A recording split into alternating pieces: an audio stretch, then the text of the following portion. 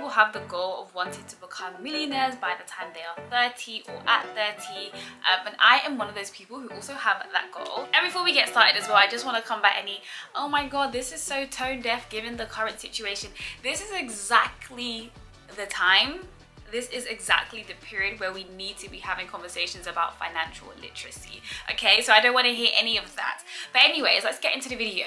I want to share with you guys a brief high-level plan of how I plan to become a millionaire by 30, because this is something that I thought was a bit of a mystery beforehand. I was like, I don't know, like, how do people actually do this? And with some research, I realized that it's relatively simple. It's just not easy. So hit the like button because you already know it's going to be good. So first things first, we need to straighten out what it actually means to be a millionaire. You kind of see that people kind of classify different things as being a millionaire. So the first one is having a net worth of $1 million. The net worth calculation is your total assets, so the total value of your house, the total value of your car, the total value of how much you have in your pension funds, how much you have in your like, savings account, and you take away the sum of your liability. So that's your student loan, your mortgage loan, your car loan, any other debt that you're paying back, and that gives you your net worth. I think there would be a lot more net worth millionaires than any other category of millionaires. The thing about net worth millionaires though is they are not the people who you are necessarily going to be seen flossing their money because they don't have cash flow of $1 million. So that's the second type of millionaires that there are. So these are people who may have like a business that is generating $1 million in cash flow every single year. So it is important to know that just because someone has a business that is generating £1 million or a hustle or whatever that is generating £1 million, that doesn't mean that they are taking home £1 million. And then you have the last type of millionaire, which is people who have like liquid assets worth of 1 million. So people who can be like, you know, I can go to the bank right now, which you probably can't, but like they actually have $1 million just sitting in their account. A couple of years ago, there was a very popular influencer called B. Simone who was saving her way to becoming a millionaire. I loved her hustle. I loved her hustle for that.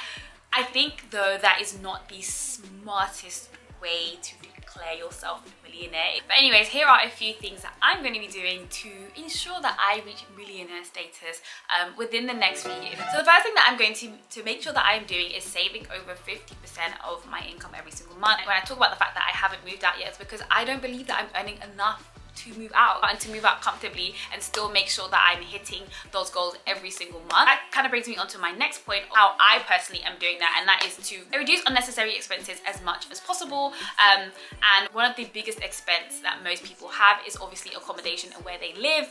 And so whilst I can and I have the privilege of being able to stay at home, I'm going to take advantage of that. Also with expenses as well, I'm definitely cutting back on like luxury items and stuff like that. I think when I first started like working and making money, I was really excited to just experience new things, and so I did purchase quite a few things, which I don't regret. But I feel like sometimes I feel like there are some things that I just want to experience, and now that I've experienced it, I'm like, okay, cool, this is behind me. Like I actually don't really care about this stuff. But in general, if you know me, my whole thing is, yes, you can cut back on expenses and try to make sure that you're budgeting and that you're not overspending in certain areas, but I'm definitely more on the side of increasing your income as opposed to always cutting back your expenses, because I do believe in having a good quality of life. Second thing that I am making sure that I am doing is focusing on building income generating assets and only saving my money towards income generating assets as opposed to liabilities. And if I haven't made it clear already, let me just quickly make it clear. I think the easiest way to think of assets and liabilities, an asset is something that brings you in money, and a liability is something that costs you money, that you're gonna have to pay for.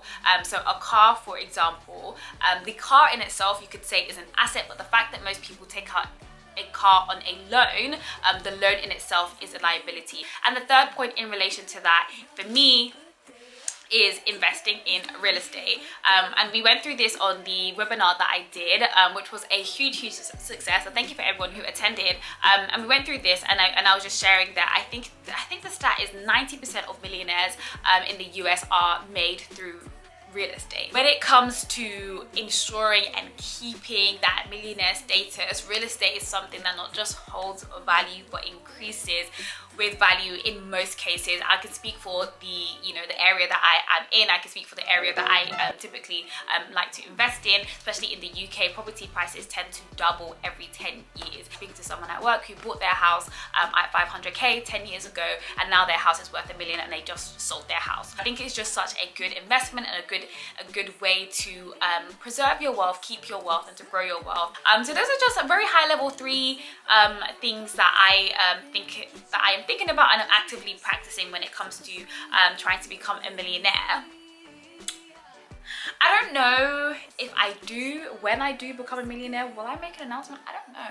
I don't know that I necessarily will, because I feel like once you cross over to that side, then people just start hating for no reason. Like, people just start getting angry. I'm also actually thinking of maybe doing a personal finance webinar, so let me know if you guys are interested in that. Down below I'm going to link my budget video about how I budget my salary. Thank you guys so much for watching, and I'll see you in another video. Bye.